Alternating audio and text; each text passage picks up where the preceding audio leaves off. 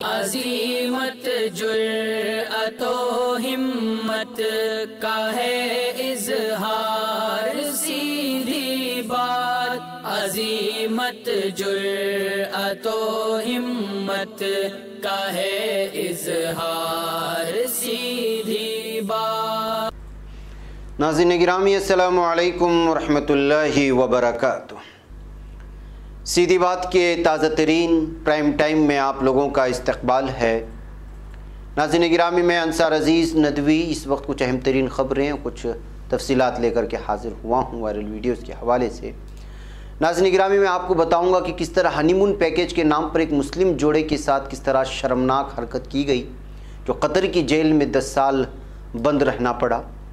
Election commission ने नंदीग्राम में हुए तशद्दुद के वाक़यात पर भी रिपोर्ट तलब की है और वहाँ पर जो है एक हलाकत की ख़बरें आ रही है, हंगामा आराई हुई है आज। और तुर्की नई सैटेलाइट 2022 में लॉन्च करने को तैयार हो चुका है। तो अमेरिका में 65 साल ईशा खातून पर तशद्दुद हुआ और तमाशाई किस तरह देखते रहे और नहर स्विस का वोलिन मनसूबा किस तरह तैयार हुआ। अमेरिका की रियासत कैलिफोर्निया में क्या कुछ हुआ, फायरिंग और बच्चे समेत 4 अफराद क्यों हलाक हुई, सारी चीज़ें रखूँ से पहले आप लोगों से दरख्वास्त है कि जनाब आपने हमारे चैनल को सब्सक्राइब नहीं किया, सब्सक्राइब कर लिया। मैं इन वीडियोज़ को दूसरों तक पहुंचाने में हमारी मदद करें, लिंक को शेयर करें। इदारे की मजबूती आप लोगों की मजबूती है नाज़रीन गिरामी।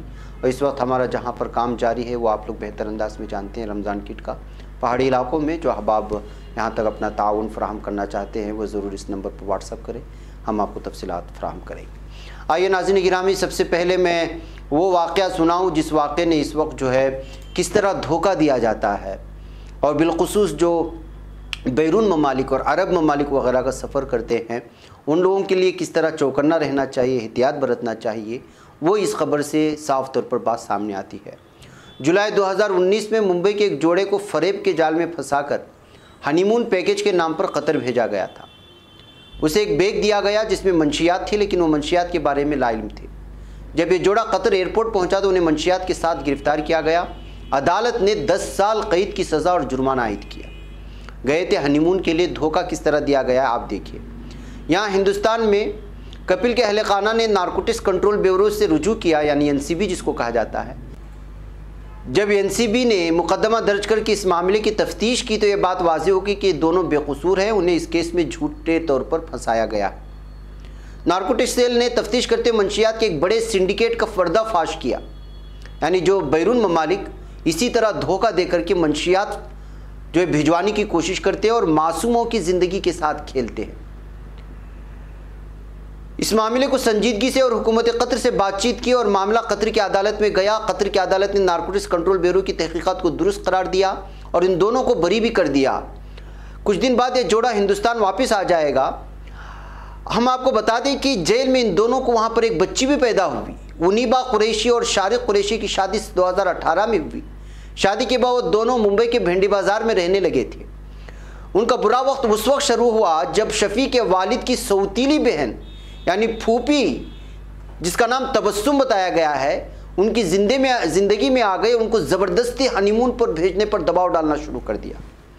दरअसल उसकी फूफी इस जाल की पूरी तरह जाल बिछा रही थी और हनीमून भेजने के नाम पर वो जो है कतर जाने का तोहफ़ा उनको भेज दिया कि आप हनीमून जाएं और हमारी तरफ से ये सफ़र होगा और इसके अखराजात मेरे होंगे। और फिर बेंगलुरु भेज दिया गया इस जोड़े को पूरा बात। और यहाँ पर एक शख्स ने उनके हवाले एक तोहफ़ा दिया या एक पार्सल दिया जो उनको कतर में ले जाकर के किसी के हवाले करना था। इस मौके पर उन्होंने पूरी तरह से पहचान वाले से वो बैग लेने के बाद पूछा भी कि भाई इसमें कुछ गैर ज़रूरी चीज़ें तो नहीं हैं, लेकिन उन्होंने कहा कि इसमें कुछ नहीं, बस जर्दा पान मसाला वगैरह है।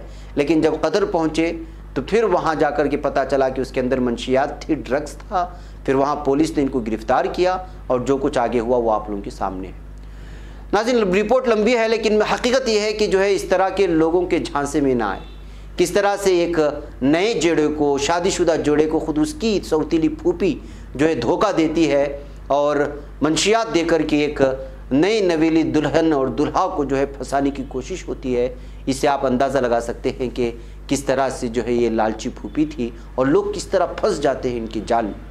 तो इसलिए जब कभी कोई आपका करीबी दोस्त हो या कोई भी हो, अगर खलीजी ममालिक जाते वक्त कोई भी पार्सल आपको दे किसी अपने चाहने वाले को रिश्तेदार के हवाले करने के लिए, जब तक वो ओपन करके आपको उसके अंदर मौजूद तमाम चीज़ों को खोल करके ना दिखाएं, तब तक आप उसको लेने पर राज़ी ना हो, यहाँ तक कि आपका ख़ुद का भाई क्यों ना वो पार्सल दे रहा हो।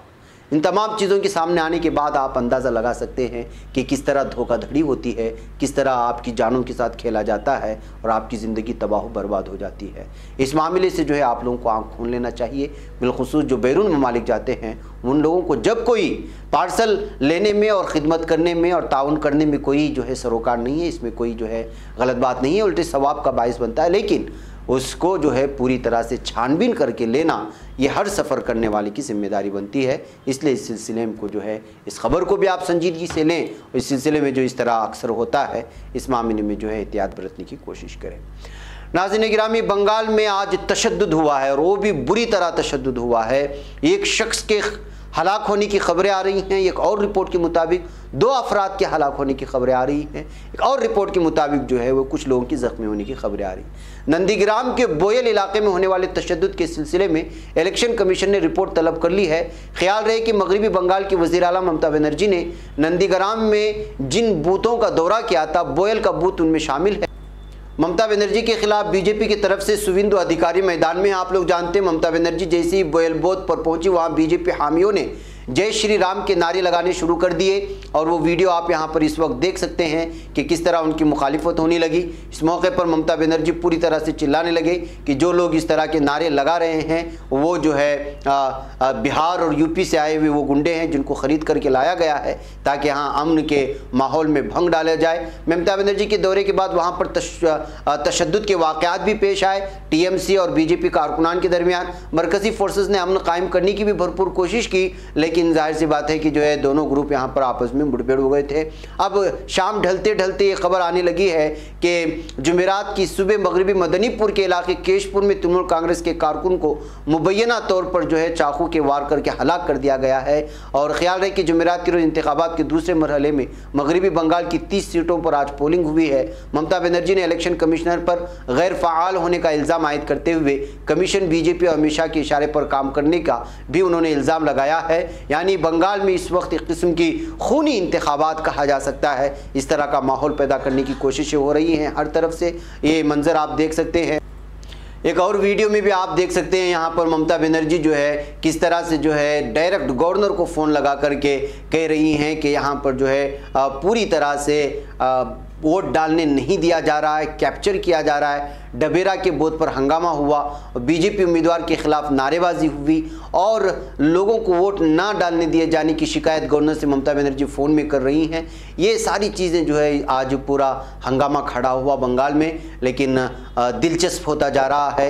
बास जगह खूनी इंतखाबात के मनाजिर पेश किए जा रहे हैं और भी बहुत सारे मरहले बाकी हैं। अभी तो सिर्फ 2 मरहले पूरे हुए हैं, जबकि 8 मरहलों में मगरबी बंगाल में जो है वोटिंग होने वाली है। शुरू के 2 मरहलों में ही ये हालात हैं कि दोनों पार्टी के कारकुनान आपस में झड़प, इस तरह खूनी जो है रंग खेलने की कोशिश हो रही है। तो आप अंदाज़ा लगाए कि आगे के मरहलों में इलेक्शन कमीशन को कितना संजीदा होकर के हिफाजती इंतजामात करने होंगे और हर बूथ पर जो है इस वक्त मज़ीद सिक्योरिटी फोर्सेस को बढ़ाना होगा। इस तरह के हालात इस वक्त जो है मगरबी बंगाल में बीजेपी पैदा कर चुकी है और उसके नज़ारे हम यहाँ पर ख़ुद वीडियो में देख रहे हैं। बाक़ायदा नाज़रीन गिरामी, आइए मैं आपको अगली खबर की जानिब ले चलूँ। तुर्की की खलाई एजेंसी TSA के सरबराह ने अपने बयान में कहा है कि तुर्की की हाई रेजोल्यूशन ऑब्जर्वेशन सैटेलाइट की तामीर इख्तितामी मराहिल के करीब पहुंच चुकी है और खलाई एजेंसी के सदर हुसैन एल्द्रेम ने मीडिया से बात करते हुए कहा है कि IMCCE सैटेलाइट अगले साल लॉन्च की जाएगी, जो एक और तरक्की होगी। दिफाई सिस्टम में हो या फिर खुद साख्ता बनाई गई सैटेलाइट को लॉन्च करने के इस मैदान में हो, तुर्की लगातार तरक्की करता जा रहा है। उनका मानना था कि सैटेलाइट 60% तक मकामी वसाइल के साथ तैयार की जा रही है। उन्होंने जोर देकर के कहा कि तुर्क इंजीनियर्स, टेक्नीशियन और डिज़ाइनर सैटेलाइट के डिज़ाइन और सिस्टम को बेहतरीन तरीके से मुकम्मल करने में मसरूफ़ हैं, जो इस जानिब बढ़ते ही चले जा रहे हैं।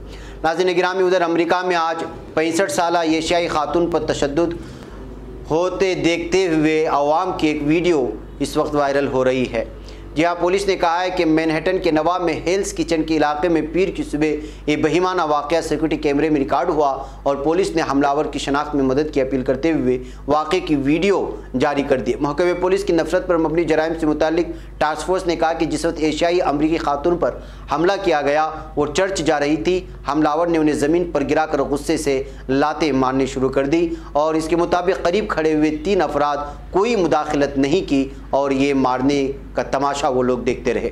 पुलिस ने कहा कि जब खातून ज़मीन पर गिरी हुई थी तो हमलावर उनके सर पर लाते मार रहा था। इस दौरान उन्होंने एशियाई अफराद के खिलाफ नाजेबा जुमले भी कहे, जिसके बाद हमलावर ज़ख्मी खातून को रास्ते में छोड़ करके फ़रार हो गया है। बैकअप नाज़रीन, लंबी रिपोर्ट है। इस मंज़र के सामने आने के बाद इस वक्त एशिया ममालिक के एक मुल्क से ताल्लुक़ रखने वाली जो कहा जा रहा है कि फ़िलिपाइन सी थी, उस खातून को तशद्दुद का निशाना बनाना और वो भी 65 साला खातून होने की वजह से और यहाँ खड़े 3 तमाशाओं की जानिब से किसी भी तरह के जो है कोई हरकत ना करने की वजह से भी जो है इस वक्त इस वीडियो को मजम्मत के साथ शेयर करते हुए अमेरिका में पेश आए हुए इस वारदात की वीडियो को बहुत ज़्यादा शेयर करके तबसरा करने की कोशिशें हो रही हैं। नाज़रीन गिरामी, आइए एक और अहम तरीन ख़बर आप लोगों के सामने रखूं और वो है कि नहर स्विस। जी हाँ, आजकल आपने इसका तस्करा सुना होगा, जहाँ पर एक बहरी जहाज़ फंस जाता है और उसके बाद दुनिया किस तरह से जो है जकड़ जाती है वो आप लोगों को मालूम है। पहले कोरोना वायरस ने दुनिया को झंझोड़ा, नहर स्विस में फंसे जहाज़ ने एक और वार्निंग दे दी और वो वार्निंग ये थी कि जदीद दुनिया इतनी मुस्तहकम नहीं है जितना हम उसे समझते हैं और छोटा सा एक वाक़या उसे हिला करके रख सकता है कि एक जहाज़ फंस जाती है तो पूरे आलम भर का निज़ाम सिस्टम बिगड़ जाता है। दरअसल इस मामले को लेकर के ज़फ़र सैयद ने एक आर्टिकल लिखा है और उनका मानना है कि नहर स्विस का जो अव्वलीन मंसूबा था वो हज़रत उमर रज़ियल्लाहु ताला अन्हु के दौर में तैयार हुआ था। जी हाँ, चूँकि नहर स्विस का तस्करे इस वक्त लगातार जारी हैं, जाहिर सी बात है कि अब उसको निकाल लिया गया है, लेकिन निकल जाने की सूरत में भी इस वक्त जो ट्रैफिक जाम की जो बदतरीन सूरत हाल पैदा होगी उसको हटाने के लिए भी कई हफ्ते दरकार होंगे। इस खबर के बाद से दुनिया की तवज्जो नहर स्विस की तरफ मबज़ूल हुई, लेकिन कम ही लोग जानते हैं कि इस नहर का अव्वलीन मंसूबा दूसरे खलीफा हज़रत उमर रज़ियल्लाहु ताला अन्हु के दौर में तैयार हुआ था, लेकिन बावजूद उस पर अमल नहीं हो सका, जिसकी तफसील ये है कि मौलाना अल्लामा शिबली नौमानी रहमतुल्लाह अलैह अपनी मशहूर किताब अल फारूक में इसको बयान किया है और वो बयान करते हैं। इसकी मुख्तसर तारीख़ ये है कि 18 हिजरी को जब तमाम अरब में कहत पड़ा था तो उस वक्त हज़रत उमर रज़ियल्लाहु ताला अन्हु ने तमाम अज़ला के हुक्काम को लिखा कि हर जगह कसरत के साथ गल्ला और अनाज रवाना किया जाए। अगरचे इस हुक्म की फौरी तामील हुई, लेकिन शाम और मिस्र से खुश्की का जो रास्ता था वो बहुत दूर दराज था, इसलिए गल्ला भेजने में फिर भी देर लगी। हज़रत उमर ने इन तमाम दिक्कतों पर ख्याल करके अम्र इब्नुल आस जो मिस्र के गवर्नर थे उस वक्त, उनको लिखा कि मिस्र के बाशिंदों की एक जमात साथ लेकर दारुल खिलाफा हाजिर हो जाए। जब वो आए तो फरमाया कि दरियाए नील को अगर समंदर से मिलाया जाए तो अरब को कहत गिरानी का कभी अंदेशा नहीं होगा, वरना खुश्की से गल्ला आना दिक्कत से खाली नहीं। शुरू में हज़रत अम्र इब्न आस को तजज्जुब था कि नहर खुदवाई जा सकती है, लेकिन जब उन्होंने देखा कि हज़रत उमर रज़ियल्लाहु ताला अन्हु इस बारे में बहुत संजीदा हैं तो उन्होंने मिस्र वापस जाकर काम करना शुरू कर दिया। हज़रत अल्लामा शिबली नौमानी रहमतुल्लाह लिखते हैं कि फिस्तात से यानी जो काहिरा से 10-12 मील दूर है बहर कुलजुम तक नहर तैयार कराई। इस ज़रिए से जहाज़ दरियाए नील से चलकर कुलजुम में आते थे और यहाँ से जिद्दा पहुँचकर लंगर करते जो मदीना मुनव्वरा की बंदरगाह थी। याद रहे कि ये मौजूदा नहर स्विस बहरे अहमर को बहरे रूम से मिलाती है, जबकि ऊपर बयान करदा नहर बहरे अहमर को दरियाए नील से मिलाती है। हज़रत अल्लामा शिबली नौमानी रहमतुल्लाह अलैह के मुताबिक ये नहर तकरीबन 69 मील लंबी थी और ताज्जुब है कि 6 महीने में बनकर के तैयार हो गई। चुनांचे पहले ही साल 20 बड़े बड़े जहाज़ जिनमें 60,000 अरब अर्दब गल्ला भरा हुआ था उस नहर के ज़रिए से मदीना मुनव्वरा की बंदरगाह में आए। ये नहर मुद्दतों तक जारी रही और उसके ज़रिए से मिस्र की तिजारत को निहायत तरक्की हुई। तारीखदान अब्दुल हकम के मुताबिक किप्ती मिस्री ने उन्हें वो कदीम रूमी गुजरगाह दिखाई जो अब रेत से अट चुकी थी। इसके अलावा हज़रत अम्र इब्न आस ने इस किप्ती और उसके ख़ानदान का जिज़िया माफ़ कर दिया था।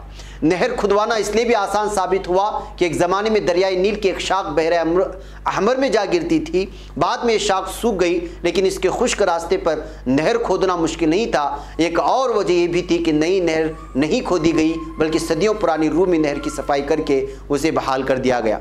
बैकअप नाज़रीन गिरामी, लंबी इसकी रिपोर्ट है। नहर स्यूज़ का मंसूबा जिसे तर्क कर दिया गया, उस सिलसिले में मौलाना अल्लामा शिबली रहमतुल्लाह अलैह के मुताबिक हज़रत अम्र इब्न आस ने सिर्फ इसी नहर पर इक्तिफा नहीं की, बल्कि उन्होंने बहरे अहमर को बहरे रूम से मिलाने का इरादा किया था। वो लिखते हैं, चुनांचे उसके लिए मौका और जगह की तजवीज़ भी कर ली थी और चाहा था कि इसके पास से जहाँ से बहरे रूम और बहरे कुल्ज़ुम का फासला सिर्फ 70 मील रह जाता है, नहर निकालकर दोनों दरियाओं यानी समंदरों को मिला दिया जाए। लेकिन हज़रत उमर रज़ियल्लाहु ताला अन्हु को उनके इरादे की इत्तला हुई तो रजामंदी जाहिर नहीं की और लिख भेजा कि अगर ऐसा हुआ तो यूनानी जहाज़ों में आकर हाजियों को उड़ा ले जाएंगे, यानी यूनानी जहाज़ों में हाजियों को लूटने का सबब बन सकते हैं। इस वजह से उस वक्त जो है इस नहर को बनाने से रोक दिया था। खुद हज़रत उमर रज़ियल्लाहु ताला अन्हु अगर इजाज़त मिलती तो ये नहर स्यूज़ हज़रत उमर रज़ियल्लाहु ताला अन्हु के दौर में ही बन जाती। ये कहते हुए नहर स्यूज़ की इस तारीख़ को एक मरतबा फिर अल्लामा शिबली रहमतुल्लाह अलैह की ज़बान इस कलमकार ने, जिनका नाम है ज़फ़र सैयद साहब, वो दोबारा लाने की कोशिश की। मुझे भी अच्छा लगा तो सोचा कि आप लोगों के सामने भी इस नहर स्यूज़ जिसकी सुर्खियाँ इस वक्त हैं अखबारात में, उस हवाले से तारीख़ भी सामने आ जाए। आप जाने, मुझे इजाज़त दें। अस्सलामु अलैकुम रहमतुल्लाहि व बरकातहू। खबर पढ़ने का तुमने भी अजब अंदाज पाया है, रवादारी के जज्बे ने भी तुम पे नाज पाया है। इसी राह में मोहब्बत का हसी एजाज पाया है। तुम्हें हर अंजुमन में हमने तो मुमताज पाया है। तुम्ही से है तरक्की पर अजीज अंसार, सीधी बात अजीमत जुर्अतो हिम्मत का है इजहार, सीधी बात अजीमत जुर्अतो हिम्मत का है इजहार।